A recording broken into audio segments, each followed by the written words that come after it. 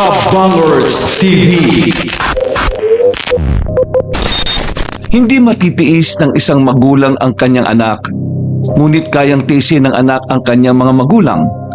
Ito ang perpektong paglalarawan sa kwento na matandang si Hermo na ating susubaybayan ngayon. Ang kwento ng pagiging isang ama at kung papaano niya makukuhang muli ang kapatawaran ng isang anak. Ngunit higit pa pala rito ang kakaharapin niya. Dahil sa pagpili niyang mawala sa mundo, isang panibagong misyon ng kanyang gagampanan. Halina't subaybayan natin ang isang kwentong nakakantig at talaga namang nakakapagdulot ng kilabot. Pasukin natin ang kwento ng isang ama na siyang magliligtas sa sangkatauhan. Mga kabangers at mga kayanggaw, ito ang kanyang kwento. Pwede ba? Umalis ka na nga rito. Ang baho-baho mo. Hindi ka ba naiiyak? Meron ako mga bisita sa loob ng bahay ko. Umalis ka na rito. Gusto lang naman kitang makausap, anak Kahit na sandali lang naman. Kausap? Ano na naman pagpapaawang gagawin mo, ha? Hindi ba't sinabi ko na sa'yo na kahit na anong gawin mo, hindi na magbabago ang isip ko. Hindi kita mapapatawad kahit na kailan. Matagal na nangyari yun, anak. Pinagsisisihan ko na ang mga nagawa ko noon. Pinagdusahan ko na rin.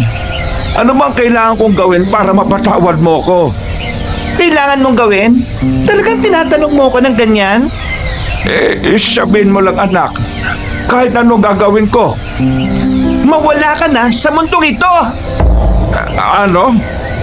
Bigay ka ba matanda ka? Ang sabi ko, mawala ka na sa mundong ito. Kapag nangyari yon, baka mapatawad pa kita. Grabe ka naman sa akin, anak. Hindi naman pwedeng mawala ako. Gusto ko pang makausap ang anak mo Gusto ko pa sanang makasama siya. Kapal rin naman ang mukha mong sabihin yan. Tingin mo papayag ako makilala mo siya? Ha! Manigas ka dyan! Mamamatay ka na lang, pero hindi mo kailanman makikita ang anak ko! Anak naman, nakikiusap ako sa iyo. Pagbigyan mo naman ako ng pagkakataon na makabawi sa iyo. Alam kong malaki ang kasalanan na nagawa ko, pero... Tahimik ka! Kukuha ng lakas ng loob na humarap sa akin matapos ang lahat ng ginawa mo sa amin ni Mama nung nabubuhay pa siya. Kinikilabutan sa sarili mo? Umalis ka na nga dito bago pa kita ipadampot sa pulis. Christina, Bitiwan mo nga ako. Kadiri ka. Ang baho-baho mo. sige na.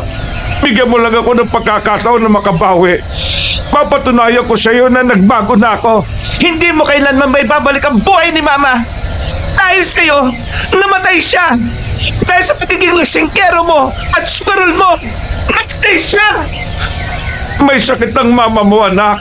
Wasted siya. Pero yung mga perang pinangsugal mo at pinang-inom mo, makakatulong sana yun sa pagpapagamot niya. Pero anong ginawa mo? Wala kang pakialam. Hindi mo nga lang magawang alagaan si Mama nun Mas inuuna mo pa ang mga bisyo mo. Namatay siya nang dahil wala siyang panggamot at pinabayaan mo lang sa bahay. Napakaulang kwentang ama mo. Dapat ikaw na lang ang namatay hindi si Mama. Kasi si Mama, tinutulungan ako na mabuhay. Ikaw, hindi! Wala kang pakialam. Tapos ngayon, nakita mong umahon ako sa kahirapan. Saka ka lalapit dito. Bumalik ka na roon sa parang puro lasingkero. Sige. Kung hindi mo ako gustong kausapin ngayon, kunin mo na lang ito. Binili ko yan para sa iyo at para sa apo ko. Pinaghirapan ko yan para may maibigay ako. Pansit at puto. Ayoko! Baka mamaya may lason pa yan. Sige na, tanggapin mo na, anak. Sinabi ng ayoko nga Sa inis ng babaeng si Tina, kinuha niya ang plastik at inihagis sa gilid. Batid ni Tina na hindi tama ang ginawa niya sa pagkain, pero hindi na niya napigilan ang kanyang sarili. Masyado na siyang nilalamon ng emosyon. Hindi pa rin kasi niya matanggap hanggang sa ngayon kung papaano sila pinabayaan ni Mang Hermo. Kaya kahit anong sabihin sa kanya ng kanyang ama, baliwala na ito sa kanya. Wala kang alam kung anong hirap ang dinanas ko nung mawala si Mama at nung iwan mo ako sa atin. Sumama ka sa kung sinong babae. Wala na akong balita sa'yo. Kung anong hirap ang pinagdaanan ko. Tingnan ko sa puntong nangangalakal na ako sa mga basurahan para lang may makain. Dumating na rin ako sa puntong naisip ko ng gumawa ng masama para lang mabuhay. Pero hindi ko ginawa kasi ayaw kong tumulad sa pagiging basura mo. Nagsikap ako. Nag-aral ako habang namamasukan bilang kasambahay. Pagtapos ko ng pag-aaral at nakaisip na magandang negosyo. Ngayon, ito na ang buhay ko. Lahat ng ito'y nangyari nang wala ka. Kaya ngayon, bumalik ka. Wala akong pakialam sa'yo. Hindi kita kailangan sa buhay ko. Dahil kinaya ko, kahit mag-isa lang ako. Anak, inaamin ko naman na marami akong pagkukulang. Hindi ko naman pinagkailayon sa iyo eh. Alam kong sobrang dami kong kasalanan. Ang dami kong pinabayaan. Halo ka na. Pero gusto ko lang naman na malaman mo na kahit na anong magyari, hindi ako susuko. Gagawin ko ang lahat para lang mapatawad mo ako. Huwag ka na magsayang ng oras mo. Kasi mas pipiliin ko pang mawala ka kaysa patawarin ka. Umalis ka na! Anak! Pwede ba? Na huwag mo na akong matawag-tawag na anak. Wala akong ama na kagaya mo. Matagal na patay ang ama ko na alam ko. Patay na siya sa isip ko. Malakas na binagsak ni Tina ang kanilang gate. Nakita naman agad ito ng lalaking si Inigo, asawa ni Tina. Sinundan ni Inigo ang babae. Nakarating sila sa silid nila. Sandali na muna nilang iniwan sa sala ang kanilang bisita. Para kasi kay Inigo, dapat mapag-usapan agad ang nangyari sa pagitan ng mag-ama. Mahal, ayos ka lang? Mukha ba akong ayos, ha? Tingnan mo nga kung ayos lang ako. Oh, kalma. Ikaw naman oh. Hindi ko kasi malaman kung paanong natunto na matandang yun ang bahay natin eh. Pambihira ka naman. Nasa likod lang ng baryo na tinitiran niya ang bahay na ito. Paano hindi niya tayo matatagpuan dito? Ang ibig kong sabihin, bakit alam niya na ngayong nakatira dito? Eh, yan ang hindi ko alam. Ang kapal ng pagbumukha niya. Porke mayaman na ako ngayon, babalik siya. Ano? Maghingi ng pera? Sobrang kapal ng pagbumukha niya. Kasi hindi na lang siya mamatay eh. Total, wala naman siyang kwentang tao. Mahal, naiintindihan ko ang nararamdaman mo. Pero hindi tama na ipagdasal mo ang kapahamakan o kamatayan ng ibang tao. Kung gusto mo ipagdasal ko, unlad niya na makabalik siya sa dati matapos niya akong pahirapan sa buhay. Ganun ba? Alam mo, pare-pareho lang kayong mga lalaki eh. Masyado kayong mayayabang. Tapos kapag bumagsak kayo, bigla naman kayong babait. Oh, nasali naman ako dyan. Pambihira naman oh. Eh kasi naman, manahimik ka na lang kasi. Wala ka namang may tutulong eh. Eh di sige, bahala ka. Naalis na nga lang ako. O saan ka pupunta? Pupuntahan ko na lang yung mga manuka natin. Kesa awayin mo lang ako na wala naman akong kinalaman. Asikasuhin ko na lang yung negosyo natin doon. Napapailing na lamang ang binatang si Inigo. Hindi na siya nagpaalam. Dali-dali na siyang lumabas. Hinayaan na lamang niyang si Tina ang umasikaso sa kanilang mga bisita. Pagdating niya sa kanilang farm, inabutan niya ang dalawang kaibigan niya na tauhan din nila sa trabaho. Si Nando, Gabo. Abala ang mga yon sa pagpapakain ng mga manok. Oh, bakit parang masama yata ang timpla mo ngayon, tol? Masama na nga timpla, kakausapin mo pa. Baka mamaya ikaw itimpla niya sa semento. Sige ka. Paano? Nainis kasi ako sa asawa ko eh. Oh, bakit? Nag-away na naman ba kayo ni Kumare? Hindi naman away. Dumating kasi yung tatay niya sa bahay namin. Ayun, nagalit. Tapos nadamay na naman ako. Pare-pareho daw mga lalaki.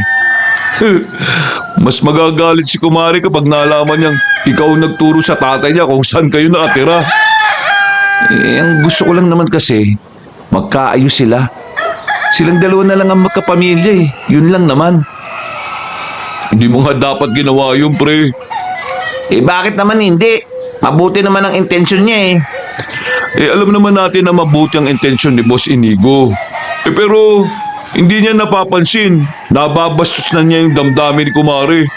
Malalim yung pinaghuhugutan ni Kumari. Sobrang hirap para sa kanya yung mga pinagdaanan niya. Tapos siya na asawa. Siya pa ang gagawa na makita siya ng taong ayaw niyang makita. O hindi ba parang hindi mo na ginalang yung nararamdaman ng isang taong nasaktan dahil sa taong yun? Hindi naman sinabi ni Boss Inigo na magbati na silang mag-ama. Ang kanya lang naman, magkausap. Kahit pa, pinakita pa rin niya. Nasira yung kapayapaan na meron si Kumari. Ngayong alam ni Mang Hermo ang bahay nila. Siguradong araw-araw iisipin ni Kumari yung kawalang hiyaan ng tatay niya. Na dapat, noon pa niya nakalimutan kung hindi lang lumitaw ngayon si Mang Hermo. Sinisermonan mo ba si boss natin? Ay, hindi naman. Pinapaliwanag ko lang yung side ni Kumari. Naiintindihan naman kita, Gabo. May mali rin naman ako eh. Pero tatay niya pa rin kasi si Mang Herme. Kahit na anong mangyari, yun naman ang totoo. Isa pa matanda na si Mang Hermo eh. Hindi ba dapat kalimutan na lang yung nakaraan at magsimula na lang ulit? Matanda na nga si Mang Hermo. Pero hindi ibig sabihin nun hahayaan na lang ni Kumari lahat ng nangyari noon. Ano ka ba? Kapag ikaw nasaktan na malala, hindi mo mapapatawad ang isang tao base sa edad niya. Walang sukatan ng sakit, pre. Oo, tatay niya si Mang Hermo. Ang tanong doon, kailan niya ba tinuring na anak si Kumari? Yun lang naman, di ba? Tama na nga yan. Baka mamaya kayo pa magkainitan. Teka, maiba tayo. Kumusta pala yung manukan natin sa kabilang baryo? Naayos na ba yung mga kulungan? Sigurado namang hindi lilipa rin ng malakas na hangin kapag bumagyo? Naayos na nila Mang Toneng yun. Wala na magiging problema. Yung 15 manok pala, boss. Kukunin na bukas sa mga taga Maynila. Bayad na yun. Nakalista na. Mabuti naman kung ganun. Dito naman. Kumusta mga manok natin? Ayos naman. Masigla naman yung mga manok natin dito, boss. Mabuti. Oh, dito na muna kayo ha. May kakausapin lang ako. Sige na, ituloy nyo na yung ginagawa nyo. Kinapit pa ni Inigo sa balikat ang dalawang binata. Sandali niyang iniwan ang mga yun para puntahan ang matandang si Hermo. Inabutan niya ito sa barong-barong nitong bahay sa gilid ng ilog. Walang kaalam-alam si Tina na lihim niyang pinupuntahan doon ng matandang lalaki para tulungan. Inigo, nandito ka uli. Narinig ko yung usapan niyo kanini. Sinabihan ko na kayo na ganun na mangyayari kaya wala na ako magagawa. Ayos lang yun. Nagbaka sakali lang naman ako kahit na alam kong gano'n na magiging reaksyon niya. Pero maraming salamat sa iyo, Inigo ha. Baka lang isipin mo na ginawa ko ito para sa iyo. Ginagawa ko ito para sa anak ko. Kasi gustong-gusto kanyang makilala eh. Naiintindihan ko naman yon. Siya nga pala, nandito lang ako para sabihin sa yung huwag ka na sanang pupunta sa bahay. Ayoko nang nagkakaganon si Tina eh. Baka naman pwedeng tulungan mo pa ako. Bibigyan kita ng pera para kahit pa paano may panggastos ka. Pero huli na yun ha. Kapag nalaman ni Tina itong ginagawa ko, siguradong malilintikan ako sa kanya. Hindi naman pera ang kailangan ko eh. Tulungan mo lang akong makausap ang apo ko. Ay, nako, negative tayo dyan. Ngayong nangyari to, malamang sa malamang, hindi iiwan ng asawa ko yung anak namin. Kaya mabuti pa, palamig ka muna. Bakit kasi hindi ka nagtino noon eh? E di sana maayos kayo ngayon. Kaya nga eh. Mas pinili kong maging walang kwentang ama. Teka, ano yung mga tinabi mong libro? Ay, susunugin ko rin yan maya-maya. Panggagatong ko. Pero, babasahin ko muna eh. Tungkol sa aswang? Nagbabasa ka pala niyan?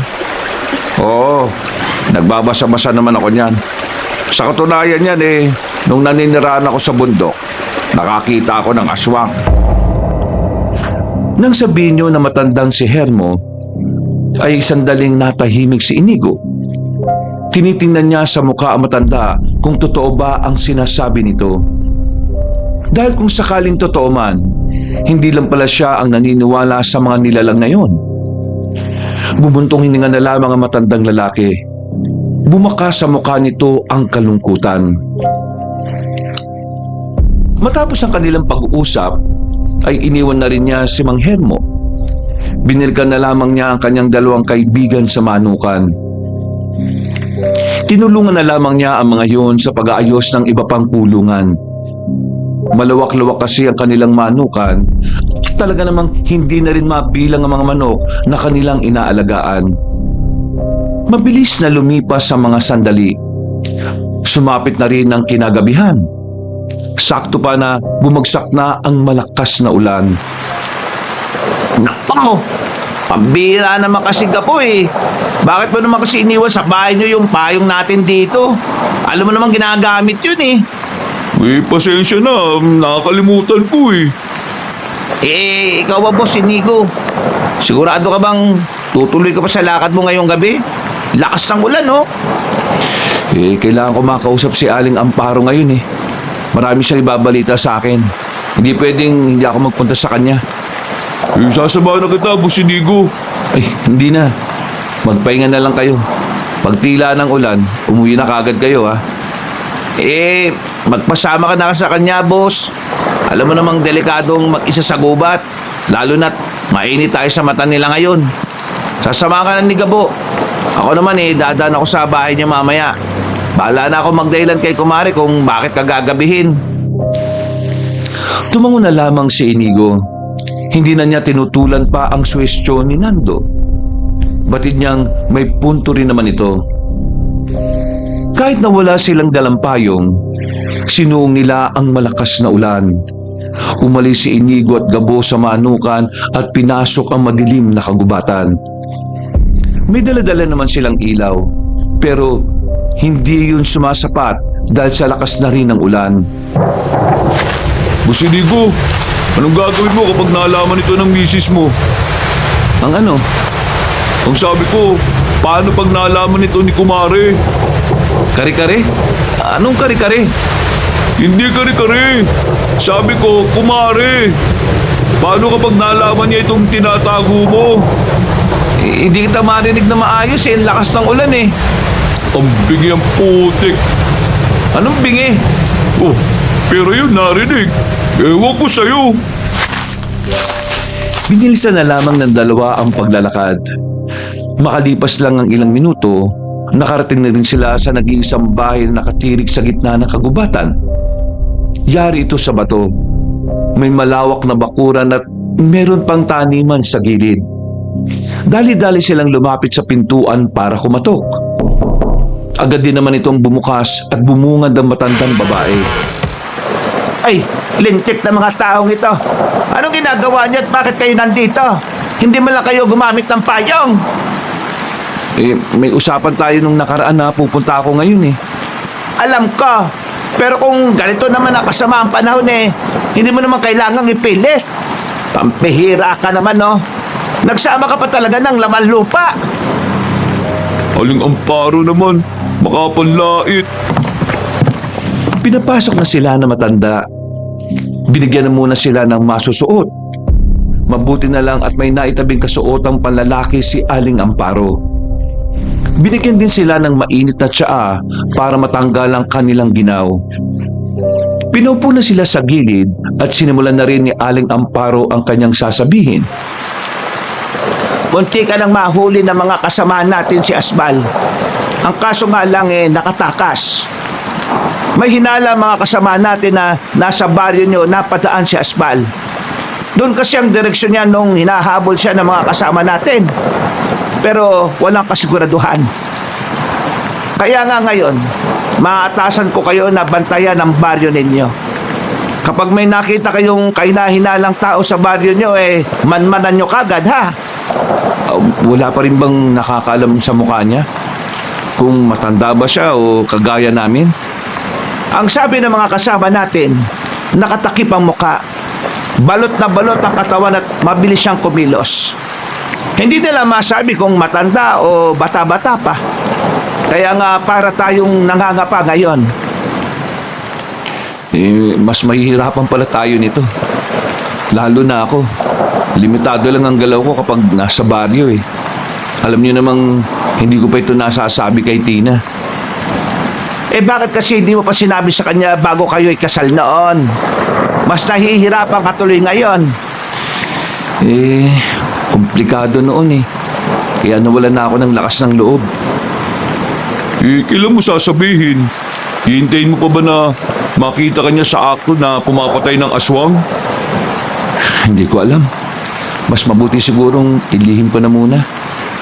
Hindi na lang si Tina ang inaalala ko rito Pati na rin yung anak ko.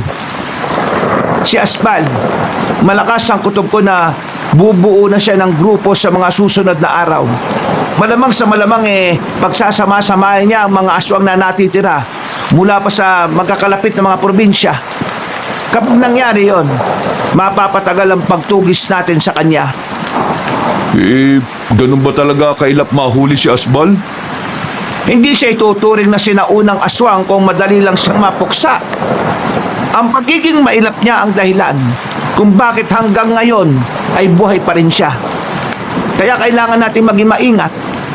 Pupuksain natin si Asbal habang hindi pa siya nakakagawa ng mas malaking problema sa mga tao. Napapatango na lamang si Inigo.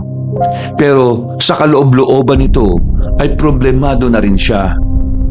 Si Asbal kasi ang aswang na matagal na niyang pinupuksa pero hindi nila mapatay-patay.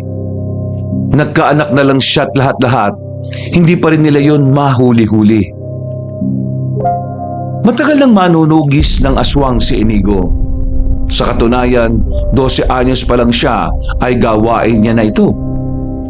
Nang magbinata, sandaling natigil siya sa pagsama sa pagbuksa ng mga aswang dahil itinoon ng buhay sa pag-aaral. At dito na niya nakilala ang babaeng si Tina. Nagkamabutihan at hanggang sa naging magkasintahan. Kalaunan, nagbunga ang kanilang pagmamahalan. Ang buhay ni Inigo ay naging masaya pero sa kabila nito, may tinatagong panganib na hindi niya masabi-sabi sa kanyang mag-ina. Makalipas ang isang oras, medyo humina na rin ang ulan. Nakahiram sila ng payong kay Aling Amparo kaya agad na rin silang umalis. Pagbalik nila sa baryo, biglang tumulog ang cellphone ni Inigo na dipindot. Tumatawag si Nando sa kanya. Nanlaki ang mga mata niya nang sabihin ng kaibigan na si Mang Hermo ay muling pumunta sa kanilang bahay para kausapin si Tina. Oh, bakit? Anong nangyari? Diyos ko naman, ang kulit ng tatay ni Tina. Kasasabi ko lang na huwag pumunta sa bahay, nagpunta pa ulit. Naku, problema nga yan. Wala nang sinayang na pagkakataon si Inigo. Kumaripas na sila ng takbo patungo sa bahay nila. Pagdating nila roon, nakita nila si Mang Hermo na nakapasok na sa bakuran nila. Basang-basa ng ulan at nagmamakaawa kay Tina. Sige, saktan mo ko. Sipahin mo ko. Suntukin mo ko. Kahit anong gawin mo sa akin, tatanggapin ko. Patawarin mo lang ako, anak. Sige na naman. Bitiwan mo ako, nakakadiri ka, pisit ka. Sinisira mo ang gabi ko eh. Oo, ama kita. Pero hindi ibig sabihin nun, kakalimutan ko na ang lahat ng ginawa mo. Hindi pa ba malinaw sa'yo na ayaw na kitang makita kahit na kailan? Sinabi ko na yun sa'yo kanina. Saka ba talaga? O hindi mo ko naintindihan? Mahal, huminahon ka. Huminahon? Di ba alam mo naman kung anong ginawa nito sa buhay namin dati? Tapos sasabihin mo sa akin ngayon, huminahon ako? Salot yung matandang yan sa buhay ko. Mamalasin pa tayo kapag pinapasok natin yan sa pamilya natin. Anak, makiusap naman. Patawarin mo ako. Wala na akong mapuntahan eh. Wala na akong ibang pamilya. Ikaw na lang. Kahit na anilain mo ako rito, kahit na gawin mo akong utusan, o kahit gawin mo akong katulong, tatanggapin ko, basta huwag mo lang akong itaboy. Habang nakaluhod sa harapan, ay sinusubukan pang humalik ni Mang Hermo sa paa ng kanyang anak. Pero iniiwas ni Tina ang kanyang paa at tinutulak ang ama niya. Sa mga sandaling yun, kahit na alam ni Inigo kung anong kasalanan ni Mang Hermo, may parte ng kanyang puso na naawa sa matanda. Hindi niya kinayang makita na merong isang ama na kailangan pang lumuhod at ibaba ng husto ang sarili para makahingi ng tawad. Pero sadyang tumigas na ang puso ni Tina dahil sa lahat ng paghihirap na dinanas nito noon. Tila wala ng kahit kaunting awa at konsensya ang natitira sa kalooban ng babae. Puro galit na lamang ang meron nito. Umalis ka na kasi. Hindi ka dapat tatawarin kahit na kailan. Mas maganda nang mawala ka sa mundong ito para mabawasan ng mga tatay na kagaya mong makasarili at walang kwenta. Hindi na nakapagsalita si Mang Hermo. Naiyak na lamang ito habang nakatingala sa kanyang anak. Maraan itong tumayo, napapatango at pilit ngumingiti. Mang Hermo, sige na po, umalis na po kayo. Mahal, pumasok ka na sa loob, sige na. Kung ang pagkawala ko magiging kabayaran ng lahat ng kasalanan ko sa inyo ng mama mo, sige, gagawin ko yun, anak. Tumakbo paalis sa matandang lalaki. Kinabahan na si Inigo nung oras na yon dahil alam niyang kung ano ang gagawin ni Mang Hermo. Nando, Gabo, habulin niyo si Mang Hermo, bilis! Sige na, kami nang bahala. Anong gagawin mo? Papabalikin mo? Naawa ka sa matandang yun? Hindi ako naawa, Tina. Nababahala lang ako para sa'yo. Hindi na ikaw yan. Sobrang sama na ng pinapakita mo eh. Gusto mo maging mabait ako sa taong sumira ng buhay namin noon? Maayos na ang buhay mo ngayon, Tina. Pinagdusahan na lahat ng tatay mo yun. Nawala na ang lahat sa kanya. Hindi mo kailangan maging masama. Hindi na ikaw to eh. Ngayon, ako ang masama. Kasalanan ko ba kung naging ganito ako? Hindi kita sinisisi, mahal. Hindi mo kasalanan, okay? Pero isipin mo rin na dahil dyan sa galit mo, nagbabago na ang ugali mo. Pati ako, inaaway mo na eh. Pati mga kasambahay natin, sinusungitan mo. Ano mo yung galit mo? Walang magandang may dudulot sa'yo yan. Eh di ako na masama. Ako na masamang anak. Ano, masaya ka na? Diyos ko, pambihira naman oh. Pumasok na lamang si Tina sa loob ng bahay. Si Inigo naman ay naiwan sa labas dahil pinagsaraduhan ito ng pinto. Makalipas ang halos kalahating oras, bumalik si Gabo. Wala si Nando at mag-isa lang ito. Oh, nasan si Nando? Tara, sumama ka sa akin. Si Mang Hermo, nasa talampas. Hindi siya makakumbinsi ni Nando eh. Tatalo na siya ron. Baka ikaw mapigilan mo siya, dali. Ay, buwisit naman oh. Tara! Kumalipas ng takbo ang magkaibigan. Sa kanilang pagmamadali ay hindi na nila nakuha pa ang payong sa gilid. Ilang minuto lang ay nakarating na rin sila sa Talampas dahil malapit lang din naman yon sa baryo. Inabutan nila si Nando na pilit kinakausap si Mang Hermo. Nakaamba na itong tatalon sa bangin. Mang Hermo, wag! Huwag niyo ituloy yan! Pag-usapan muna natin to! Wala nang saysay pa ang mabuhay kung ang dahilan nito ay hindi ako kayang tanggapin ng anak ko. Hindi ko siya pasisisi dahil kasalanan ko lahat. Kung ito lang ang tanging paraan para matahimik na ang kalooban niya, gagawin ko ito. Hindi! Hindi yan ang tama! Kapag ginawa mo yan, mas lalo lang siyang mahirapan dahil mararamdaman niya kasalanan niya ito. Ito ang gusto niya, Inigo. Kaya ikaw, alagaan mo ang asawa mo. Pangako mo sa akin magiging mabuting asawa ka sa kanya. At magiging mabuting ama. Huwag kang tumulad sa akin. Ngumiti ng malapad ang matandang lalaki. Akmang tatalo na sana ito nang biglang lumiwanag ang paligid. Hindi nila namalaya na kumidlat pala ng malakas sa kanilang kinalalagyan. Agad silang napadapa. Nang mawala ang liwanag, nakita na lamang nila si Mang Hermo na nakahandusay na. Kahit umuulan, napansin nilang umuusok ang katawan nito. Si Mang Hermo! Nakidlatan! Nakidlatan si Mang Hermo! Nagmamadali nila itong nilapitan. Pagtingin nila, walang lapnos sa katawan. Walang kahit na anong paso. Pinagtaka naman nila ang pangyayaring yon. Kung tutuusin, dapat sunog ang katawan na matanda. Pero hindi ganoon ang nangyari. Hindi na rin mainit ang katawan ni Mang Hermo. Makailang ulit nilang ginising ang matanda pero kahit na anong gawin nila, ay hindi ito dumidilat. Oh, may pulso siya.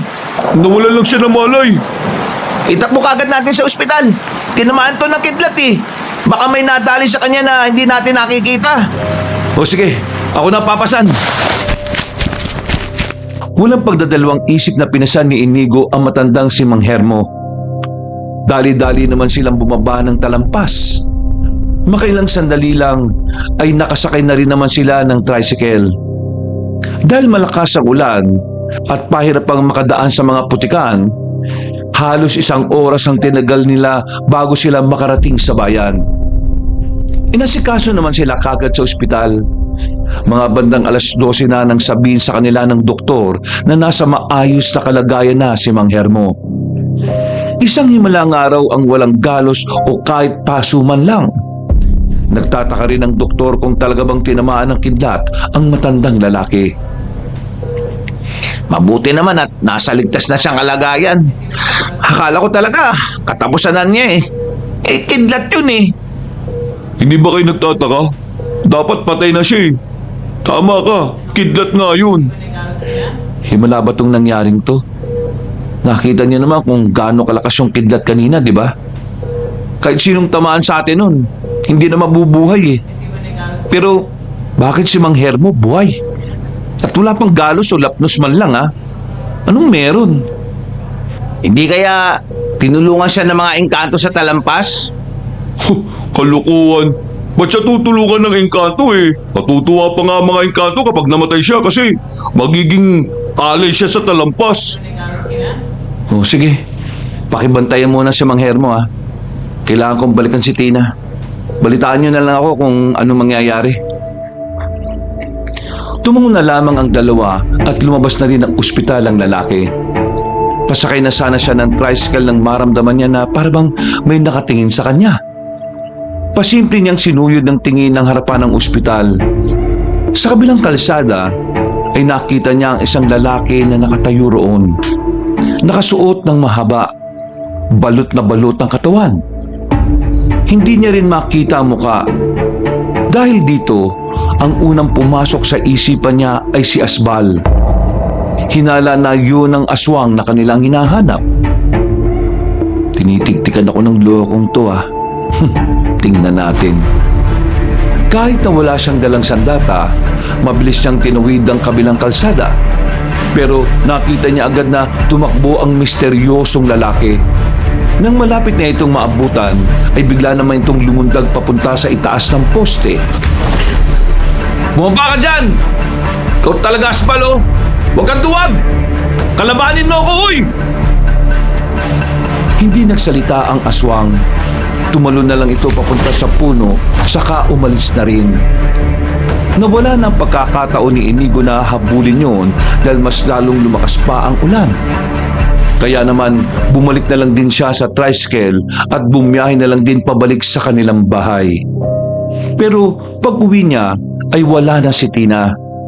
Mag-isang natutulog ang kanilang anak sa kwarto. Ang sabi ng mga kasambahay, nagmamadali na lumabas ng bahay si Tina. Hindi raw nagsabi kung saan pupunta. Mga bandang madaling araw nang nakauwi ang babae. Sinusubukan namang kausapin ni Inigo ang kanyang asawa pero hindi siya nito pinapansin. Dumiretso lang yon sa kwarto at pinagsaraduhan siya ng pinto. Kinabukasan, kakatulog pa lang ni Inigo nang bulabogin na siya ni Nando at Gabo. Banas na banas siyang bumangon sa sala. Ano ba? Talaga oh. Kakaidlip ko pa lang eh. Si Mang Hermo eh. O ano? Si Mang Hermo, umalis ng ospital. Ha? Paano nangyari yun? Hindi niyo ba binantayan? Binantayan naman namin. Hindi nga kami natulog eh. Pero hindi namin alam na dadaan siya sa bintana. Ano? Paano dadaan sa bintana? Ang taas-taas nun. At saka, bakit siya tatakas?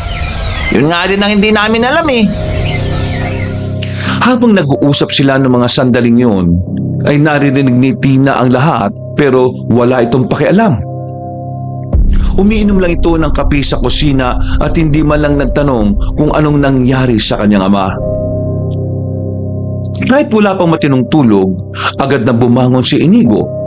Nagmamadali nilang pinuntahan ng ospital. Kahit ang mga nurse din at mga gwardya hindi napansin si Mang Hermo. Isang malaking katanungan na naman para sa kanila ang nangyari. Tumagal ng 1 linggo ang paghahanap nila sa matanda pero hindi talaga nila yun nakita pa. Pinaubayan na lang ni Inigo ang paghahanap sa mga pulis dahil ayaw na niyang madagdagan pa ang galit sa kanya ng asawa niya. Ikaw yata yung anak eh. Ginagawa ko lang to kasi pananagutan natin kapag may nangyari sa kanya.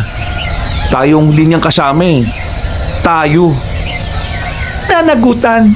Siya ang gumawa nun sa sarili niya. Alam mo, hindi ko talaga maintindihan kung bakit kailangan mong maging masama rin eh. Hindi ka ganyan, Tina. Ano na lang ang sasabihin ng anak natin kapag nalaman niyang ganun ang ginawa mo sa lolo niya? Matalinong bata si Potpot. Ipapaliwanag ko sa kanya ang totoo. Yun na nga eh. Matalino ang anak natin. Madali niyang malalaman na hindi tama ang ginagawa mo. Bumuntong hininga ang babaeng si Tina. Si Inigo naman ay nilagok na lamang ang hawak-hawak na alak. Palis na sana ang lalaki nang meron itong makitang galo sa braso ng babae. Isang bagay na nagdulot ng pangamba para sa kanya. Oh, anong nangyari dyan? Wala to. Saan mo nakuha yan? Sa pag-alis mo ba lagi ng madaling araw? Saan ka ba nagpupunta palagi ng ganong oras? Ilang beses ko bang sasabihin sa'yo na sa mga kaibigan ako nagpupunta? Sinabi rin naman nila sa'yo yun, di ba? Nag-aalala lang ako. Hindi na kailangan. Mag-alala ka na lang sa hindi mo naman tatay. Napabuntong hininga na lamang ang lalaking si Inigo. Hindi na lamang niya pinatulan ng kanyang asawa dahil alam niyang mauuwi na naman yun sa pagtatalo. Lumabas na lang siya ng kanilang bahay. Nagpunta na lang siya sa kanilang manukan para tulungan ng dalawang kaibigan na kung ano man ang ginagawa ng mga yon. Pagdating niya, naroon si Aling Amparo. Hindi niya inaasahan ang pagbisita nito. Pero alam niya na kapag biglang dumating ang matanda, meron itong mahalagang sasabihin. Sa loob ng bodega sila nag-usap-usap. Siniguro na muna nilang walang ibang makakarinig sa kanilang usapan. Bakit ganyan ang mga mukha ninyo? Hindi naman masamang balita ang sasabihin ko ah. Kinakabahan kami. Pag ikaw yung bumababa sa lugar namin. Bakit? Ano bang meron, Aling Amparo? Kagabi, may dalawang magkahiwalay na insidente. Isa sa paanan ng bundok ng Sierra at ang isa naman sa lumang tulay ng Ildefonso. Nasabi ko na sa inyo nung nakaraan na bumubuo na ng grupo si Asbal. Nangyari na yon. Sa tingin ko, yung dalawang bangkay ng aswang na natagpuan ay galing sa grupo niya. Teka, dalawang bangkay ng aswang? Sinong pumatay sa dalawang yon? Magagaling talaga ang mga kasama natin no? Hindi mga kasama natin ang pumaslang sa dalawang aswang. Ha? Kung hindi sila, sino? Ayon sa mga kasama nating nakadistino sa dalawang lugar na malapit doon, nakita nilang babae ang pumaslang sa aswang sa tulay. Matandang lalaki naman ang sa bandang paanan ng bundok ng Sierra. Etong si babae, mahusay daw makipaglaban.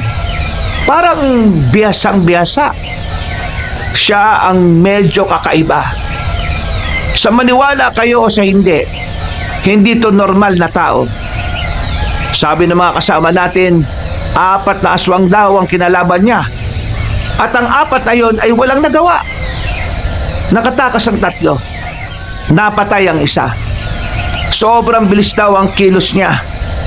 Parang may gamit na mutya o anting-anting.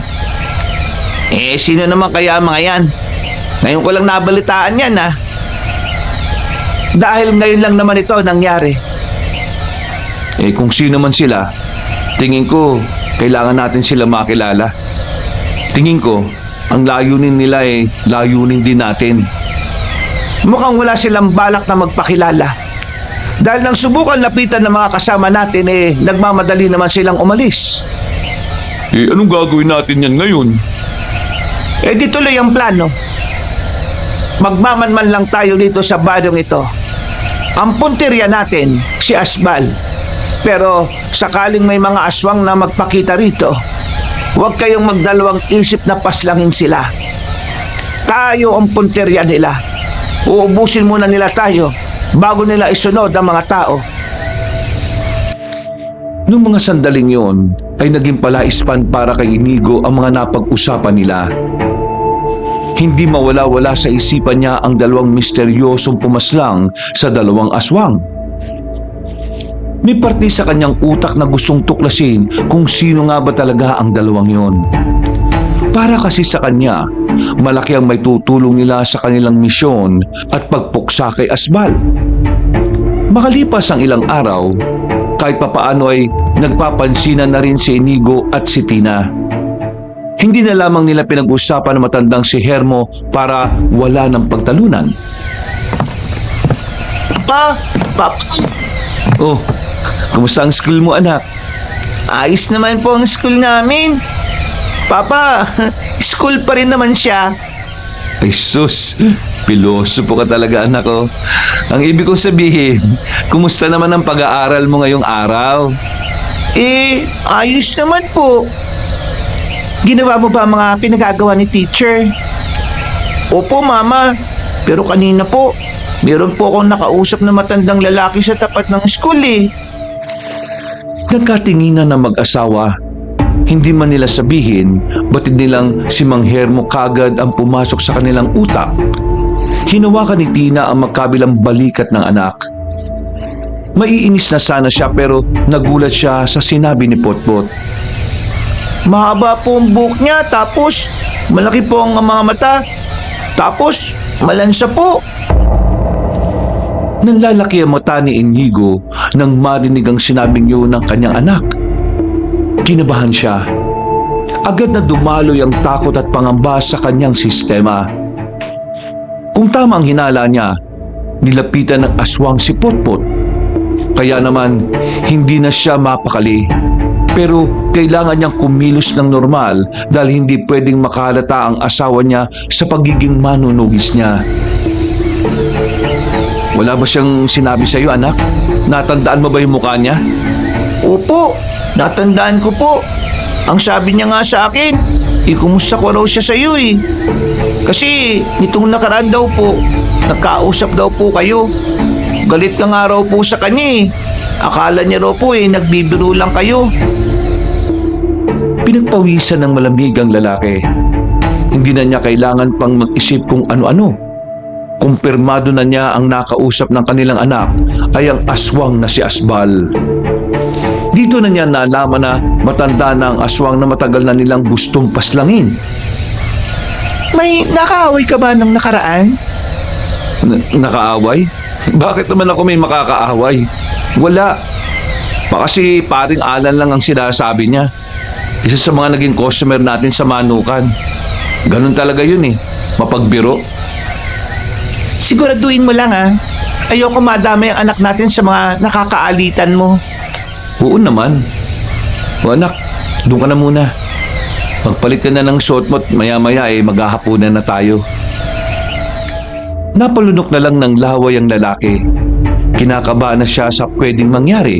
Kaya para sa proteksyon ng kanyang anak, kinailangan na niyang humingi ng tulong sa mga kasamahan nila. Kinabukasan lang din, palihim na nagbantay ang mga manunugis sa palibot ng paaralan kung saan naroroon si Putput. Kasama rin siya ng nagmamasid sa paligid noon. Pero inabot na sila ng hapon ay wala naman silang namamatang aswang sa paligid. Mukhang nakatunog si Asbal Alam niyang magbabantay na tayo dito kaya hindi na siya bumalik. Masama ang kutob ko eh. Tingin ko meron siyang ibang binabalak. Doon pa lang sa parting hindi na niya kinuha kahapon si Potpot Hindi na magandang pakiramdam ko. Nakasakay ang tatlo sa sasakyan. Ilang oras na silang nakaparada sa gilid pero wala pa rin silang napapala. Mga ilang sandali lang, sumapit na rin ang 6:00. Uwian na ng mga bata. Isa-isa nang naglabasa ng mga estudyante pero wala si Potpot. Hindi yun lumabas. Maya-maya lang, nakarinig na sila ng sigaw ng mga guro sa loob. Dali-dali na silang lumabas ng sasakyan. Pumasok na sila sa eskwelahan. Nang abutan nila ang mga guro sa isang silid, takot na takot ang mga yon. At ang sabi ng mga ito, tinangay daw ng bagong guro ang batang si Potpot. At ang bagong guro daw na yon ay gumagapang na mabilis at mukhang halimaw. Buisit! Naisan tayo! Doon kayo! Dito ako! Naghiwalay ang tatlo. Nilibot nila ang buong paaralan pero hindi na nila nakita pa ang bata. Narinig nilang sumigaw ang mga kasama nila sa labas. Nakita nila ang aswang na guro na dala-dala si Potpot papasok sa kagubatan. Kaya wala na silang sinayang na sandali. Sinundan nila ang guro pero sa kasamaang palad nawala na ito sa paningin nila. Buisit! Buisit! Buisit! Grabe! Tanga-tanga ko! Bakit hindi ko naisip na pwede mapahamak ang anak ko kahit na nasa loob ng eskwelahan nila? O bakit? Boss Inigo, kalma lang. Kailangan mong kumalma para makapag-isip ka na maayos. Kalma? Paano ko kakalma? Kapag nalaman ni Tina nangyari sa anak namin hindi niya ako mapapatawad. Wala rin naman mangyayari kapag nagwala ka Tama si Gabo, Boss Inigo. Habang nagmamaktol ang lalaki sa kalagitnaan ng gubat, nakarinig sila ng malakas na palakpak. Pagtingin nila sa gilid at pagtapat nila ng ilaw doon, nakita nila si Asbal. Nakangiti. Tila nangiinsulto ang pagpapakita nito ng kagalakan sa mga sandaling yun. Nagustuhan mo ba ang ginawa kong palabas? Walang hiya ka, Asbal. Huwag mong idama yung anak ko rito. Alam mo bang ang isa sa mga dapat iniisip ng isang manunugis na kagaya mo, para maging isang ganap na manunugis ka, dapat wala kang pamilya. Dapat wala kang anak. Dapat wala kang asawa. Kasi alam mo kung bakit? Ang pamilya ay kahinaan. Hanggat meron kang inaalalang iba, may mga bagay kang hindi pwedeng gawin. Sila ang magiging dahilan ng pagbagsak mo. Hindi kayo na ng pamilya. Sila ang dahilan kung bakit hanggang ngayon pinupuksa kita. Ang pinuno ng makabagong henerasyon ng mga manunugis ay nasa mahinang estado na ngayon. Aminin mo na, kasi wala kang magagawa para mabawi ang anak mo. O epep. Walang kikilos na masama. Isang maling galaw lang ninyo, mawawala ang batang yon. Ano ba kailangan mo? Ang kailangan ko? Sige. Kapalit ng buhay ng anak mo ay si Amparo. Ano? Bakit si Aling Amparo? May gusto ka ba sa kanya? Para ipalam ko sa'yo hindi kayo bagay. Mukha kang walang ligo at mas madalas pa na merong mag-birthday party kaysa mag-toothbrush ka. Hindi ko na kailangang ipaliwanag pa sa inyo. Basta ibigay nyo sa akin si Amparo ngayon at ibabalik ko ang bata. Bukas ng gabi, sa tuyong ilog, magkita tayo ron. Iwasan yung magsama ng mga alipores, ha? Ikaw at si Amparo lang ang dapat kong makita. Wala nang mga kasamaan mo. At lalong-lalo na, wala rin ang dalawang hampas lupa na kaibigan mo. Inigo, makinig ka sa akin, ha? Hindi mo kakayanin kapag namatay ang anak mo, sinasabi ko sa'yo. Alam ko ang pakiramdam dahil nangyari na rin sa akin yan. Pinatay niyo ang anak ko! Tumalunan ng mataas si Asbal papunta sa puno at saka umalis. Napaupo na lang sa lapag si Inigo, napasabunot sa ulo. Hindi niya alam ang kanyang gagawin. Para siyang mababaliw. Walang magawa sa pagiging leader niya dahil hawak ng mga aswang ang kahinaan niya. Noong mga sandaling yon, pinuntahan agad nila si Aling Amparo. Wala namang problema sa matanda. Sa katunayan, nagpresenta pa ito na maging kapalit ng bata. Ang problema lang talaga, si Tina. Ano? Nagsasasabi mo, kinuha si Potpot. Natin. Akala ko ba susunduin mo siya? Sinundo ko nga siya. Kasama ko pa nga si Nando at si Gabo eh. Pero sa loob ng eskwelahan nangyari. Doon sa dinukot ng bagong guro.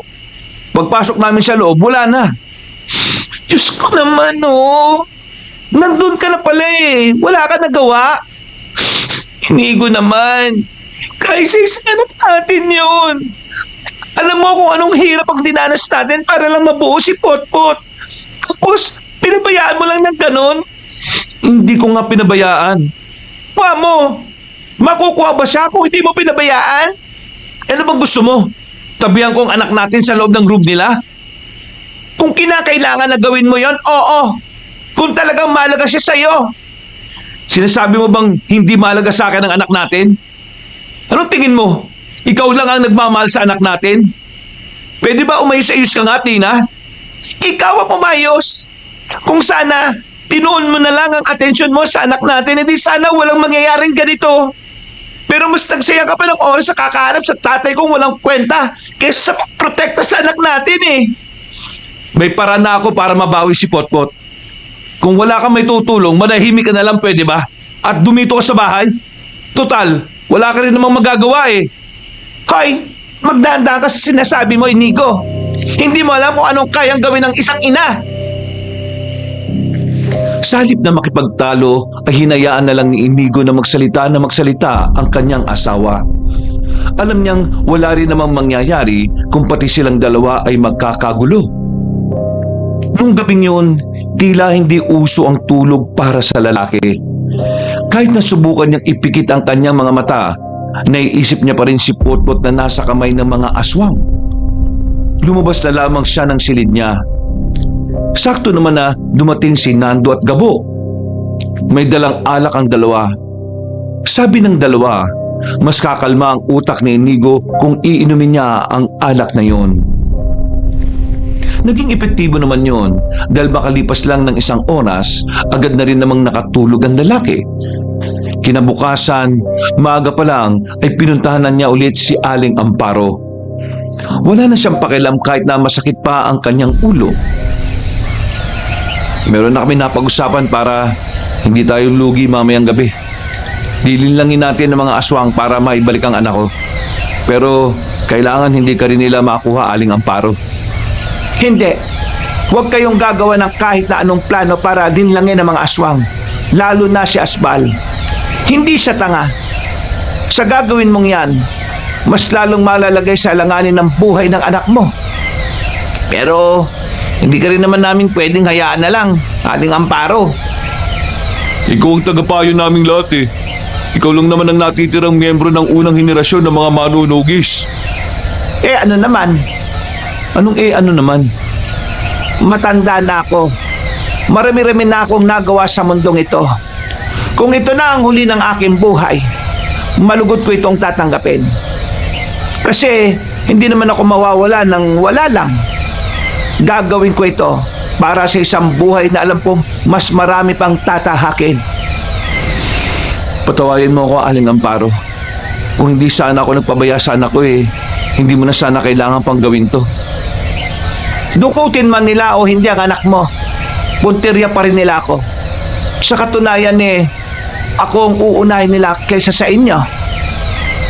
Anong ibig niyong sabihin? Bakit ka nga ba nila gustong makuha? Huminga ng malalim ang matandang babae. Umupo ito sa gilid at saka umiti ng malapad. Baka sa mukha ng matanda ang pangamba at kalungkutan. Akala ko na lang ang natitirang miyembro ng unang henerasyon ng mga manunugis.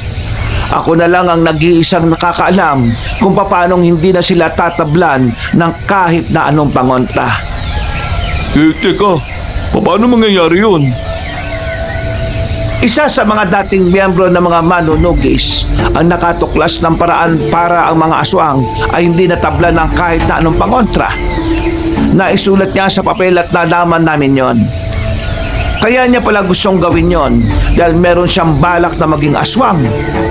Siya ang kauna-unahang miyembro na pinatawan ng kamatayan ng samahan bago pa niya piliing maging halimaw. Lahat ng nakakaalam ng paraan na yon nagkaroon ng ambisyon na maging aswang. Kaya sila ang sinunod naming tinugis. Ako naman, hindi ko sinabi sa kanila na alam ko ang paraan na yon. Dahil alam ko, kagaya ng naunang miyembro, papatawan din nila ako ng parusang kamatayan. Ang pamamaraan para palakasin ang mga aswang at ang gustong malaman ni Asbal. Alam niya rin naman na alam kong gawin yon. Kaya ako ang gusto niyang makuha. Isang malalim na paghinga ang tanging nagawa ni Aling Amparo. Hindi naman makapaniwala ang tatlo na meron palang ganoong kasaysayan sa samahan na pinagpapatuloy nila. Nakaramdam tuloy ng pagkabahala si Inigo. Batid nilang tatlo na kapag nangyari na ang gusto ni Asbal, malaki ang tsansa na mahirapan silang talunin ng mga aswang. Pero huwag kayong mag-alala. Gagawin ko ang lahat para hindi nila ako mapakinabangan. Sisiguraduhin ko rin muna na ibabalik nila ang anak mo, Inigo. Ihanda niyo mga sarili ninyo. Mamayang gabi, baka yun na rin ang huli nating pagkikita.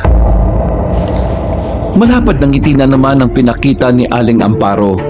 Ngunit ang ngiting yon ay naglalaman ng kalungkutan at lumbay.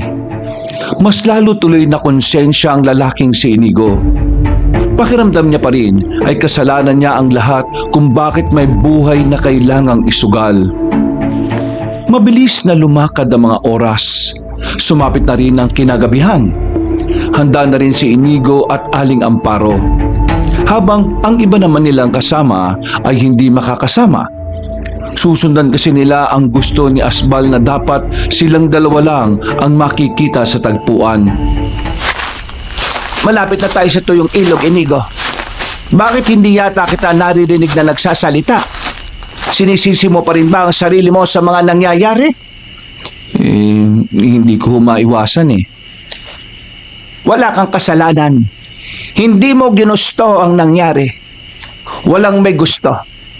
Kaya itigil mo na yung iniisip mo. Kailangan mo ng tamang pag-iisip sa mga oras na ito dahil anak mo ang kailangan nating iligtas dito. Huwag mo kong intindihin, Inigo. Handa na akong mawala. Tingin ko, Ito na rin ang huling misyon ko sa mundong ito. Hindi na nakapagsalita pa si Inigo. Hindi na rin kasi niya alam ang kanyang sasabihin para lang gumaan ang pakiramdam niya. Maya-maya pa, narating na rin nila ang tuyong ilog. Asbal! Alam kong nariyan ka! Ipakita mo ang sarili mo at ang batang bihag ninyo! Narito na ako bilang kapalit niya! Nakarinig sila ng palakpak. Lumitaw ang matandang lalaki sa harapan nila mula sa dilim. Kalmado, kampanteng-kampante sa sitwasyon. Habang si Inigo, gigil na gigil. Naiisip niya palang ang takot na nararanasan ng kanyang anak ay parang gusto na niyang agad patayin si Asbal. Mabuti naman at marunong kang tumupad sa usapan, Inigo.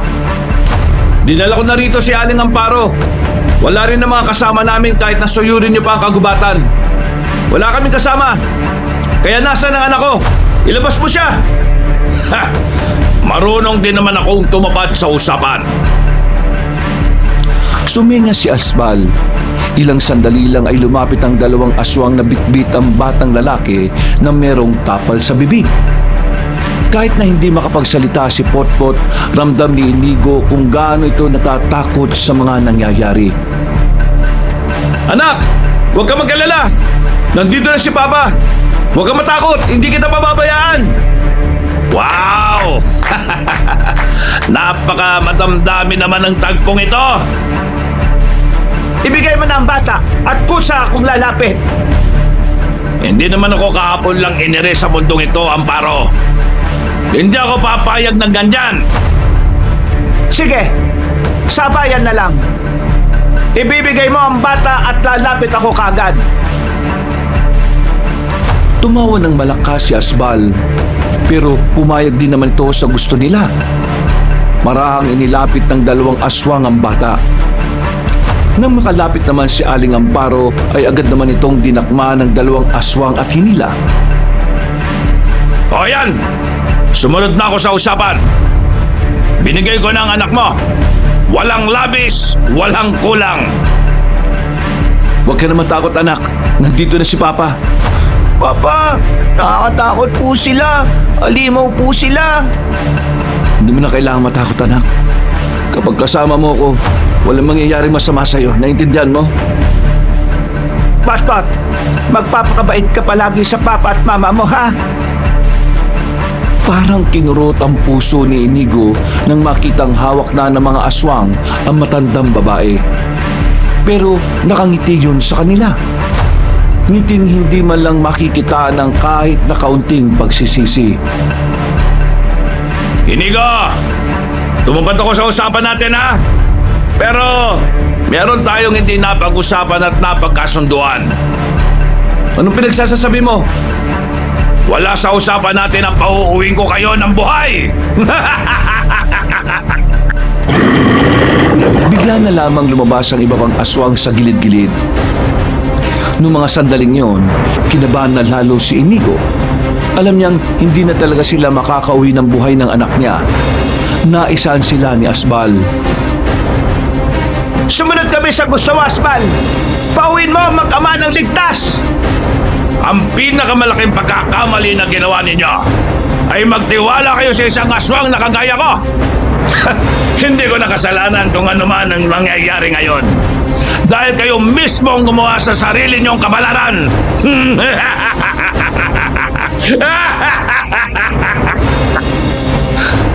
Hayop ka talaga! Manlilid lang! Pasensya na. Pero kailangan ko itong gawin eh. Papa, ano po mangyayari sa atin? Hoy bata! Alam bang pwede kitang kainin ngayon ang buhay? Ha? Takot na yumakap sa hita ni Inigo ang kanyang anak. Sumenyas na si Asbal sa mga aswang. Ilang sandali lang ay nakita na lamang ni Inigo na aatake na yon sa kanila. Niyakap niya ng maigpit ang kanyang anak. Napapikit na lamang siya ng mga oras na yon. Ang buong akala niya ay katapusan na ng kanyang buhay. Pero nagulat siya sa sunod-sunod na nangyari. Nagbagsakan mga aswang. Karamihan sa mga yun ay may mga tama na rin ng palaso. Kinagulat naman ito ni Asbal. Dali-daling tumakas ang pinunong aswang. Natira na lamang doon ang mga tauhan nitong hindi bababa ng 20. Pagtingin ni Inigo sa gilid, nanlalaki ang kanyang mga mata nang makita niyang naroon si Tina. May hawak itong palaso at base sa tinding nito, tila sanay na itong gumalaw. Tina? Lalapitan na sana niya ang kanyang asawa pero nabahala siya nang makitang hinihila na ng 2 aswang ang matandang si Amparo. Buti na lang isa na lamang tao ang dumating para tulungan sila. Halos mawindang si Inigo at Tina sa kanilang nakita. Dahil ang taong dumating para iligtas si Aling Amparo ay walang iba kundi si Mang Hermo. Mabilis itong nakalapit at binalian ng leeg ang 2 aswang nang walang kahirap-hirap. Mang Hermo? Mama! Lolo! Teka, anong nangyayari dito? Sumakto pala dating ko. Anak, ayos ka lang ba? Sinaktan ka ba nila? Hindi po nila ako sinaktan. Niligtas po ako ni Papa at nang kasama niyo pong matanda na yan po. Salamat naman sa Panginoon at walang nangyaring masama sa'yo. Teka sandali, naguguluhan ako. Ano ba nangyayari? Anong ginagawa mo rito, mahal? At ikaw, Mang Hermo, anong nangyari sa'yo? Mamaya na tayo magpaliwanagan. Kailangan pa natin habulin ng mga tumatakas na aswang. Dali! Sumipol si Tina at merong 2 babae itong kasama na kapwa niya may pana rin. Agad na kinuha ng 2 babae ang bata pati na rin si Aling Amparo. Dalhin niyo sila sa mas ligtas na lugar. Kailangan pa naming asikasuhin ng mga aswang. Teka lang kasi. Mamaya na natin ito pag-usapan ang kulit mo. Nauna nang tumakbo si Mang Hermo. Sumunod naman si Tina at sumunod na rin si Inigo kahit na gulong-gulo na ang utak niya sa mga nasasaksihan.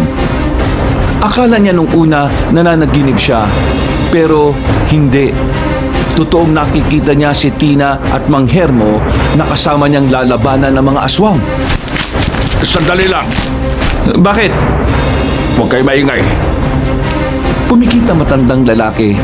Namangha ang mag-asawa na makita nilang may umiilaw sa bandang kaliwang dibdib ni Mang Hermo. Pagdilat nito, itinuro nito kung saan dumaan ang mga aswang. Doon sila dumaan. Tara! Teka lang, hindi ka pangkaraniwang tao? Ang kulit mo, hindi ko. Sinabi ko lang mamaya na natin ito pag-usapan. Sumunod na kayo sa akin. Dali! Napapakamot na lamang sa ulo si Inigo ng mga sandaling yon. Nang sundan na nila ang matandang lalaki, dito na nila inabutan ng mga aswang na nagpapahinga. Ang iba sa kanila ay sugatan, pero ang iba rin naman ay normal pa at wala pang galos. Naalarma ang mga aswang na yon. Dali-dali sila pumalibot sa 3. Hindi nagtagal, sabay-sabay na matake ang mga aswang sa kanila. Nagulat si Inigo sa pinapakita ni Mang Hermo. Kakaiba ang kilos at bilis nito. Parang biyasa, hindi normal ang bilis. Parang alam na alam ni Mang Hermo ang bawat kilos ng kalaban nila. Mag-focus ka nga. Nakaspisyo eh. Ha? Oo. Natauhan lang si Inigo dahil sa sinabing yun ng kanyang asawa. Nang mahimasmasan, nakipagsabayan na rin si Inigo sa mga aswang. Nagseryoso na siya dahil ayaw rin naman niyang malagay sa kahihiyan ang samahan na pinapalakad niya. Makalipas lang ng ilang sandali, patay na ang mga aswang. Ni hindi man lang sila nahirapan. Yun ay dahil sa matandang si Hermo. Doon muna tayo sa bahay ko. Delikado pa ang mga oras na ito ngayon. Uuwi na kami. Hindi ito tungkol sa iyo, Tina. Tungkol ito sa kaligtasan ng anak mo. Kung lalakbayin natin ang daan pa uwi, malaki ang tsansa na may makasalubong pa tayong ibang aswang. Hindi rin maganda na umuwi kayo sa inyo dahil baka madamay mga kasambahay ninyo ron. Tama ang tatay mo. Kahit ngayon lang, isang tabi mo muna yung pride mo, Tina. Hindi lang para kay Potpot, para na rin sa ibang tao. Malalim na paghinga na lang ang nagawa ng babae. Wala na itong nagawa. Sinubukan nitong ibaba ang kanyang pride. Iniisip na lamang nito na para din naman talaga yon sa kanilang anak. Nilakbay na rin nila ang daan. Makalipas lang ang ilang sandali, nakarating na rin sila sa bahay ni Mang Hermo. Yari lang yun sa kawayan. May maayos na bubong kaya kahit bumagsak man ang ulan ay pwedeng masilungan. Nakatulog na si Potpot sa loob. Ngayon, pwede niyo na bang sabihin sa akin kung anong nangyayari? Bakit marunong kang kumalaban sa mga aswang, mahal? Buong buhay ko, hindi ko alam ang tungkol dyan. Buong pagsasama natin, hindi mo rin naman sinabi sa akin ang tungkol sa pagiging manunugis mo eh. Pero ayos lang naman. Una pa lang naman alam ko na. Ha? Matagal mo nang alam? Bakit hindi mo man lang ako sinasabihan na alam mo na para hindi na ako nahirapang itago? Kagaya mo din ako, Inigo. Alam kong kapag nalaman mong may alam na ako, magbabago ang galaw mo bilang manunugis. At ganoon din ako, kaya hindi ko sinasabi sa'yo. Pero paano ka naging ganyan? O ganyan ka na bago pa tayo magkakilala? Noong mga panahong wala akong kasama sa buhay, hindi totoong walang kumupkup sa akin. Merong samahan ng kababaihan ang tumulong sa akin para matutunan ang lahat ng ito. Sila rin ang tumulong sa akin para makapagtapos ng pag-aaral. Hanggang ngayon, sila pa rin ang kasama ko. Kaya pala, madalas ka mawala kapag madaling araw. Kaya pala, nung malaman mong dinukot ang anak natin hindi ka man lang nabigla na posible mangyari yun. Dahil alam mong pwedeng aswang ang gumawa nun. Pero, bakit ba hindi ko nahalata yun? Sinabi ko naman sa iyo, di ba? Hindi mo alam ang kayang gawin ng isang ina. Ikaw naman, Mang Hermo. Paano ka naging ganyan? Akala namin, hindi ka na magpapakita kasi bigla ka na lang nawala sa ospital nung gabing nakidlatan ako sa talampas, parang sandaling humiwalay ang kaluluwa ko sa katawan ko Naglakbay ang diwa ko at may nakausap akong isang nilalang na sobrang liwanag. Sinabi niya sa akin na ang nangyari sa akin ay isang misyon. Ipinagkaloob niya sa akin ang mutya ng kidlat. Pinakita ni Mang Helmo ang marka ng kidlat sa dibdib nito. Parang merong bato na hugis kidlat na dumikit doon. Ibig sabihin, ang misyon niyo tapusin ng mga aswang? Tama ka. Ang pigilan sila makapanakit pa ng kahit na sinong tao. Lalong-lalo na ang pamilya ko. Ngayon, makakatulong ka na namin sa pakikipaglaban sa mga aswang. Siguradong malaki na ang tsansa na mapuksa natin sila. Huwag pa rin tayo makakampante. Hindi rin basta-basta aswang si Asbal. May mga bagay na siyang hindi pinapakita. Nararamdaman ko yon. Tama siya. Hindi natin dapat malitin ang aswang na yon. Nakita ko ba lang siya kanina, pero mabigat na presensya na ang naramdaman ko mula sa kanya. Pero kakayanin natin ito kung magtutulungan tayo. Ayun na lang. Anak ko lang gusto kong protektahan. Isa pa, ayoko makipagtulungan sa isang taong kahit na kailan, hindi ko naman kayang pagkatiwalaan. Tina naman, hindi na ito tungkol sa'yo. Tungkol nito sa kaligtasan ng mga tao at ng anak natin.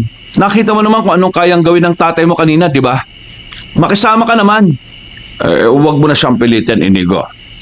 Hayaan mo siyang gawin niya ang tungkulin niya bilang ina.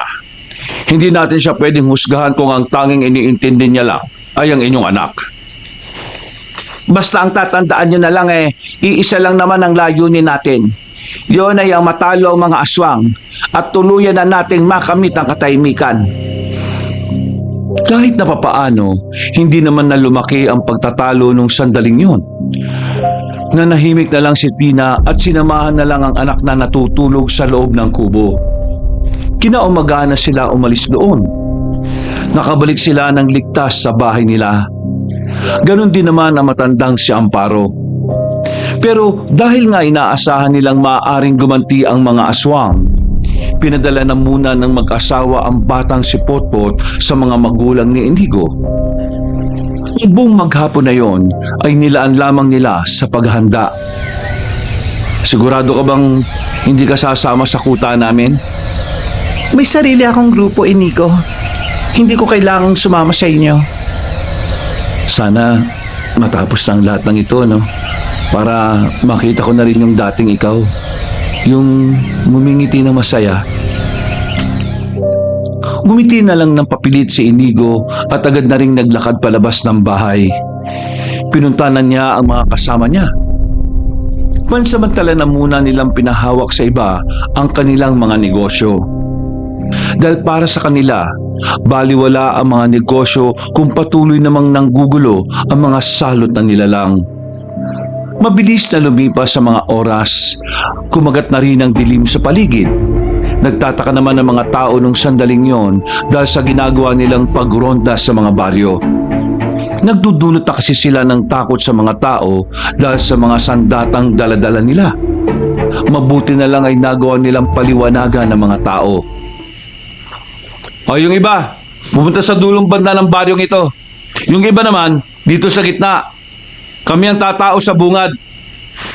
Boss Inigo, sigurado bang dito pupunta ang mga aswang? Malamang sa malamang, dito. Hindi naman nila kayang puntahan si Aling Amparo eh. Dito sila manggugulo dahil narito tayo. Eh teka, nasaan ba si Gabo? May binalikan lang. Susunod na rin yon. Oh, ayun na pala eh. Natanaw nila si Gabo na tumatakbo. Nung una, akala nila tumatawa-tawa yon. Pero nang malapit na ito sa kanila, nakita nilang natataranta ito. Ano? O, yung ano? Yung ano? Ano yung ano? Sila ano? Inano? Para kang tanga. Ano ba yan? Kumalma ka nga lang muna, Gabo. Boss Inigo, yung mga aswang, nandun na sa bahay ninyo. Tatlo lang sila kumari doon na lumalaban. Marami nang nakabalibot sa kanila. Buisit, ito na nga ba sinasabi ko eh. Susunod na lang ako. O bakit? Saan ka pupunta? Magpapalit lang ako ng short. Natay ako habang tumatakbo eh. Bad trip! Kadiri kang loko ka.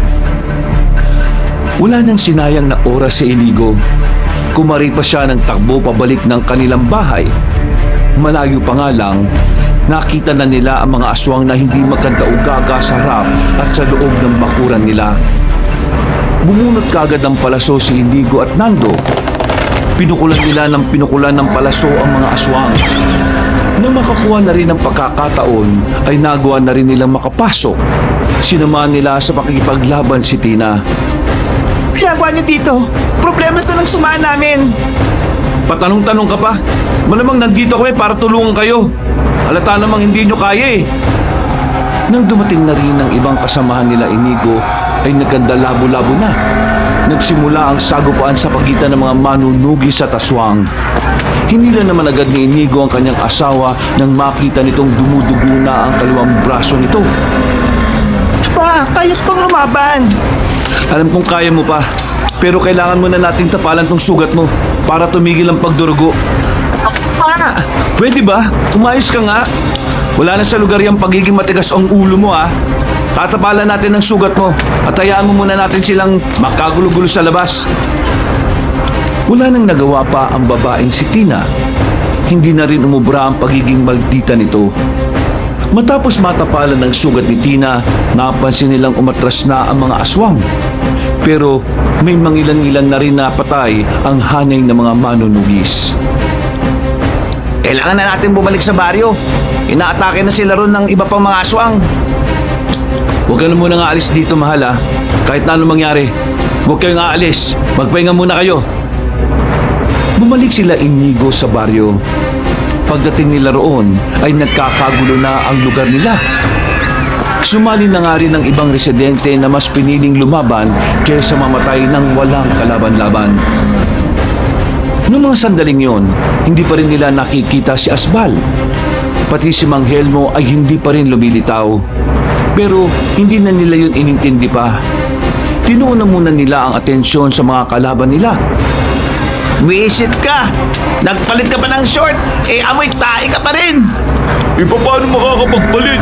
May nakasalubong akong aswang sa daan. Visit na mo yan. Parang tayo na matanda yan na 60 years old pataas ah. Dami niyo namang reklamo. Mag-focus na nga kayo sa laban. Pinagtatatagaan ni Inigo ang mga aswang na pilit na lumalapit sa kanila. Dahil mahusay at biyasa rin naman ang lalaki sa labanan, nagagawa nitong makipagsabayan sa maraming aswang. Mahalipas ang ilang sandali, kapansin-pansin na nakakalamang sila sa labanan na yon. Nakatulong din kasi ang bilang ng residenteng nakasama nila sa laban. Pero nagsisimula pa lang ang lahat. Masyado pang maaga para sa kanila na ipagdiwang ang kalamangan. Pagtingin nila sa itaas ng poste, naroroon si Asbal. Nakatuntong sa bakal na pinapanood lang pala ang lahat ng nangyayari. Ugali mo talagang umakyat sa mataas ano? Bumaba ka riyan at tapusin na natin ang laban na ito! Aray ko! Oh, bakit? Ano nangyari sa'yo? Ang sakit ng ulo ko! Nangihina ako! Ako rin. Ano bang nangyayari? Bakit nalalambot ang tuhod ko? Nahihilo pa ako. Pagtingin ni Inigo sa mga tao, karamihan sa mga iyon ay nahilo rin. Pagtingin ni Inigo kay Asbal, nakita niyang tila may ginagawa yung ritual. Isang pamamaraan kung saan gumagamit ito ng kompletong hipnotismo. Ibig sabihin, sumasailalim ang kanilang kamalayan sa kaisipan ni Asbal. Nangyayari ito dahil sa abilidad ni Asbal sa paggamit ng itim na salamangka. Kung sa kanila nagawa mo yan, hindi yan tatalab sa akin. Sigurado ka ba sa sinasabi mo? Oo. Anak nang, bakit pati ako? Eh sino ka ba para hindi ka madamay? Kainis! Pero huwag ka mag-alala. Wala naman akong gagawin sa'yo eh. Sa asawa mo, meron. Walang niya ka. Ako na ang harapin mo. Huwag kang duwag. Hindi ako duwag. Gumagamit lang ako ng utak. Kung gusto mong mailigtas ang asawa mo, bumalik ka sa bahay ninyo. Yun ay kung kakayanin mo ba? Umalis na si Asbal. Bawat hakbang nito papalayo ay matinding kaba ang dinudulot kay Inigo. Hilong-hilo na siya sa oras na yon at unti-unti na ring lumalambot ang tuhod niya. Pero ginawa niya ang lahat ng kanyang makakaya para hindi mawalan ng malay. Tinatagan niya ang loob niya. Tinibayan niya ang kanyang isip. Kahit paggewang-gewang ay ginawa niya ang lahat para makarating sa bahay nila. Pawis na pawis siya. Pagod na pagod. Sa bakuran pa lang ay natumba na siya. Nakita niyang naroon na si Asbal. Kaharap nito si Mang Helmo. Nasa likuran naman ito ang anak na si Tina. Umalis ka na sa harapan ko. Ako nang lalaban sa kanya. Gumagamit siya ng itim na salamangka. Hindi mo siya kakayanin. Minamaliit mo ba ako? Hindi. Pero nagsasabi ako ng totoo sa iyo, anak. Ayaw lang kitang mapahamak. Ilang beses ko bang sasabihin sa'yo na hindi ko kailangan ng tulong mo? Hayaan mo na ako, anak. Ito na lang ang huling bagay na pwede kong magawa para sa iyo. Ang protektahan ka. Tama na ang drama. Malapit na ka akong maiyak eh. Simulan na natin to. Anak, punta mo na lang si Inigo at gumilid kayo. Ha, sinasabi ko na nga ba eh. Ikaw ang maglalakas ng loob na kumalaban sa akin. Alam mo bang banas na banas ako sa'yo? Dahil kasi sa'yo, nawala sa akin si Amparo. Pero ayos lang naman. Kasi malakas pa rin naman ako kahit wala ang tulong niya. E di subukan na natin yan. Nang unang umatake si Mang Hermo, wala itong gamit na sandata. Tanging kamao lang ang meron nito. Pero sa unang suntok, hindi yun tumama kahit na gumagana na ang kapangyarihan mo siya. Totoo ngang malakas si Asbal. Lumakas ito dahil sa ilang taon na pag-iwas sa gulo para magpahinga. Ayan na ba ang kapangyarihan ng mutya? Bakit hindi ko maramdaman? Nahawakan ni Asbal si Mang Hermo sa balikat. Hinila ito ng malakas at saka kinalmot. Nahiwa si Mang Helmo sa likod kahit na nakaiwas na siya dito. Daplis man yun pero nararamdaman agad na matanda ang epekto nito sa kanyang katawan. Ano, hindi mo alam na ang kuko ng mga aswang na kagaya ko ay parang isang metal na kinakalawang? Napakadelikado! Lumapit ka pa. Hindi pa ako pinagpapawisan. Yan ang gusto ko! Lumalaban!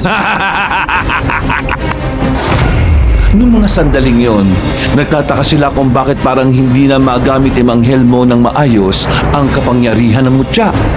Hindi na rin yon umiilaw at nawala na rin ang kakaibang bilis niya. Dahil dito, mas lalong nagkaroon ng lakas ng loob si Asbal. Naging kampante ito na siya ang mananalo sa labanang yon. Ikaw naman babae ka! Pagmasdan mo kung paano ko papatayin ito! Dahil sugatan din ng babaeng si Tina, hindi na niya nagawa pang palagan si Asbal. Binalibag siya nito at tumama sa pader. Pinahaba na rin ni Asbal ang mga kuko niya. Handang-handa na itong tapusin ng babae pero hindi pumayag si Mang Helmo. Huwag mong sasaktan ng anak ko! Kamang itatarak na ni Asbal ang mahaba nitong kuko kay Tina pero biglang napagana ulit ni Mang Hermo ang mutya ng kidlat. Mabilis itong nakalapit at nakaharang sa kanyang anak. Kay Mang Hermo tumama ang mahabang kuko na bumaon nito sa kanyang dibdib. Pero hindi ito naging dahilan para matalo si Mang Hermo. Sa halip, ginamit niya ang pagkakataong abot kamay niya si Asbal. Anong ginagawa mo? Huli ka na ngayon! Ano? Hindi makagalaw si Asbal dahil sa kapangyarihan ng mutya ng kidlat na dumadaloy sa pagkakahawak ni Mang Hermo. Hindi nasasayangin ni Mang Hermo ang pagkakataong yon. Tumingala siya sa itaas, sandaling nakipag-ugnayan sa mutya, saka sumigaw ng malakas. Mga pangyarihan na kidlat! Burahin mo sa mundo ang nilalang na ito! Pagkatapos ang sinabi ni Mang Hermo ay agad mabilis na tumama ang kidlat kay Asbal. Sa lakas ng kidlat, nasunog ito at nalapnos. Walang ano-ano ay agad na rin itong bumagsak hanggang sa nakalabas pa ang dila. Samantala, bumagsak naman sa lapag si Mang Hermo dahil sa tama nito sa dibdib. Unti-unting nawala ng liwanag ng kidlat at nawalan na rin ng malay ang matanda. Nagawa nilang talunin si Asbal dahil sa kapangyarihan na tinataglay ni Mang Hermo. Kung hindi dahil sa misyon na binigay sa kanya ng maiwagang nilalang mula sa itaas, hindi nila makakamit ang kapayapaan. Mang Hermo, kumusta ang lagay mo? Isang araw na kayong walang malay Pakiramdam ko, binawi na sa akin ang kapangyarihan ng mutya ng kidlat Wala na akong nararamdamang kakaiba sa katawan ko. Marahil ginamit ka lang talagang instrumento para talunin ang kasamaan. Nasa ng anak ko? Nasa labas. Gusto ko niyang kausapin pero hindi niya alam kung saan magsisimula Hayaan niyo na siya. Hindi ko siya pipilitin kung hindi niya pa kaya. Masyadong malaki ang mga sugat na iniwan ko sa puso niya. Kaya hindi ko siya masisisi. Mang Hermo, idol ko na kayo. Ako rin. Pansamantala lang naman yon. Mula nang matalo nila ang kasamaan, unti-unti nang naging maayos ang kanilang mga buhay.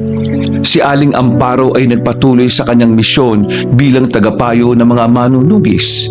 Si Nando at Gabo naman ay mas naging abala sa manukan. Habang ang mag-asawang Inigo at Tina naman ay bumalik na sa normal. Ang mag-amang Tina at Hermo naman, nagkaroon na rin sila ng pag-uusap. Nagkapatawaran naman na. Pero dahil hindi sanay si Tina na meron itong ama, hindi binadali ni Mang Hermo ang kanyang anak na kilalanin siyang tatay. Ang mahalaga na lamang sa kanya ay nakikita niya si Tina na nasa maayos na kalagayan. Masaya si Inigo sa naging resulta ng mga nangyari. Araw-araw niyang pinagdarasal na sana ay tuluyan ng maging payapa hindi lang ang kanilang lugar, pati na rin ang puso ni Tina at ni Mang Hermo. Wakas,